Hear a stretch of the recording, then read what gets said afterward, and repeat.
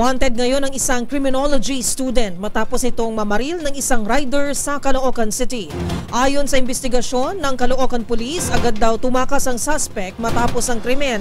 Tangay-tangay pa ang isang motorsiklo. Magbabalita si Edwin Duque.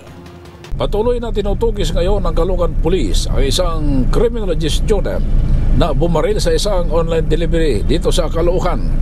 Kinilala ni Police Colonel Paul J. Doles ang biktima na si alias John Mark, 19 years old, ng Balagtas Street sa Barangay 43 sa Caloocan. Ayon kay Colonel Doles, kumikilos ang kanyang mga tauhan para maaresto at tumakas na suspect na si Jimwell, 22 years old, isang criminology student at residente naman ng Bagong Baryo sa lungsod ng Caloocan. Sa inisyal na investigasyon ng pulisya, alas 9 ng gabi nang maganap ang pamamaril ng salarin sa biktima sa General Terona Street sa Barangay 144 sa Bagong Baryo. Mabilis umanong tumakas matapos na ang pamamaril sa hindi matukoy na direksyon, habang naiwan naman ang duguang katawan ng biktima.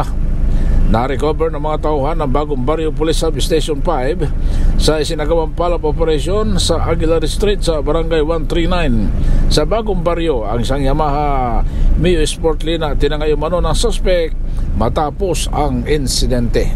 Para sa MBC TV Network News, ako si Edwin Duque. Sama-sama tayo, Pilipino.